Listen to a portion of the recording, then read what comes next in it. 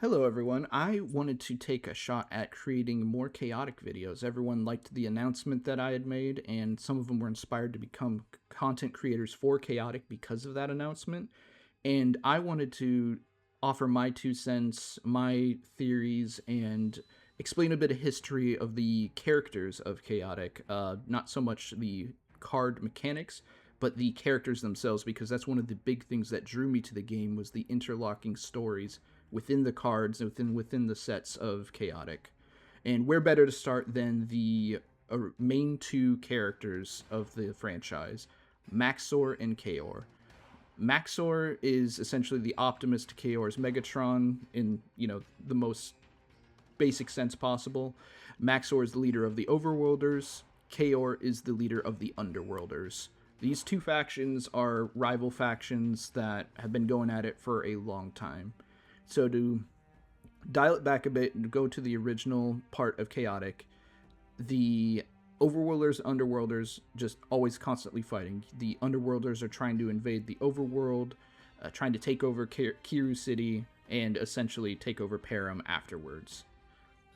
And we don't truly understand where this animosity originally started. It's very simple and black and white, where Maxxor is a good guy. He's looking for peace. He's trying to make peace with all the other tribes.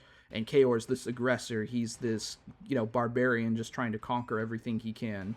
And for the most part, they start off that way, and then eventually they get more nuanced as the story of Chaotic progresses.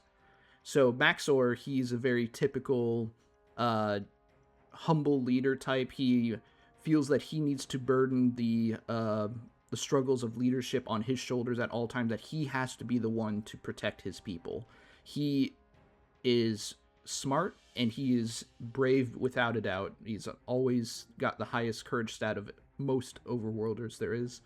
And he is essentially the advocate for peace, but he will fight to maintain peace if someone threatens it. And then you have on the other side Chaor. We aren't sure of his motivations at first, aside from general conquest, but as time goes on, we find out that Chaor is actually not dumb. He is, in fact, this combination of bronze and brains that is very rare to find. He is tactical, he evaluates situations, and I believe that his original hatred for the Overworlders is either stemming from just history of violence between the two factions, or you could take it to where he's trying to carve a life out in this very harsh environment, and then he views the soft lives of the Overworlders as a kind of like a spit in his face, where like, I had to work hard to maintain this level of power, and you guys just make it easy up there, so we're gonna go conquer you, take your resources, and make you feel like us. We had to struggle, so you have to struggle. And I believe that was the original mentality with Chaor. Of course, then comes the Marillion invasion. The Marillions break out of the deep mines, and they are a threat so severe. They are taking over every territory. They're taking over the Overworld, the Underworld, the deserts, the Mount Pillar areas of the Underworld where the Danians are. So all four of the original tribes, the Overworlders, Underworlders, Mepedians, and Danians, had to team up in order to stop the Marillions from invading. And Chaor would swallow his pride, same with Maxxor. Their bitter rivalry is set aside, and the two of them get insane power-ups and fight off the Marillion invasion. And it's very unclear what their relationship is like post-Marillion invasion. I would assume that they still have a level of respect for each other, but still that rivalry. So rather than Chaor trying to conquer the Overworld, he is going to try to enrich the Underworld in other ways that he can. I believe there was the elemental cities that it was like the next big storyline, is that they found these elemental powered cities, and they were going to try to capture the powers of the elements within those cities. And then getting into the speculation territory, I have something that I want to see addressed, hopefully. I don't know if it's a forgotten plot point, but in Intress, she's an Overworlder. In her original card description, it says that she and Maxxor cannot be together due to some dark secret. And of course, you can get into a lot of like, oh, what could that mean? My original thought, my brother and I, we brainstormed it. We thought that Interest and Takinam, who is Chaor's right-hand gal, they were sisters, and thus making Interest, who's often more hot-headed and more quick to violence than Maxxor, making her part Underworlder, and because of that dark secret, she feels she could never be with Maxxor. I, however, think now there's a different aspect to it. So, in the later sets, just before the game got canceled, they had these past versions of creatures, like creatures from the long distant past of Param, and it was supposed to show the history of the world and what happened and what it was like back then. So we learn that Kiru, the one who founded Kiru City in the overworld, was actually an underworlder.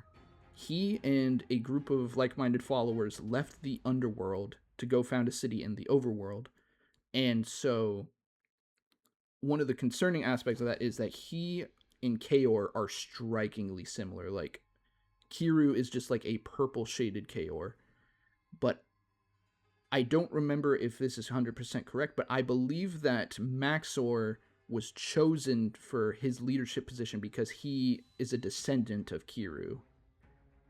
And when you put 2 and 2 together, I believe that Chaor and Maxxor at some level are related, even if it's over like multiple generations of the past. Like, it could be like his great-great-great-grandfather or something. I believe that the two of them share that same blood, and it is that dark secret that Interest stumbled upon that she is afraid would ever get out would ruin Maxxor. So she tries to avoid having that close relationship with him because it is, in a sense, to protect him. Because I would think that if that was announced that Maxxor was part Underworlder, or if someone would just claim like, oh, Maxxor is related to an Underworlder, that it might tarnish his leadership position. It'd be hard to, post invasion because, he literally, saved the world. But I believe it would cause a schism and cause native overworlders to start viewing other overworlders with like scrutiny, like, hey, are you actually an overworlder, or are you just overworlder just by association? So I think that would be an interesting plot point. Not sure if it will ever get addressed, but I think it would be quite a interesting direction for the story to go to. If they can't really fight each other as fiercely as before, now that everyone's been buddy-buddy, now we could, stoke the flames of civil war between the factions, because within the underworld, there you already got Lord Von Blut causing a schism between Chaor's power. Chaor does not have absolute power. Von Blut took over during the invasion. I might just discuss that in a Von Blut video, but yeah, there's going to be, I think, some friction between internal factions within each tribe. And that's what I hope to see, at least.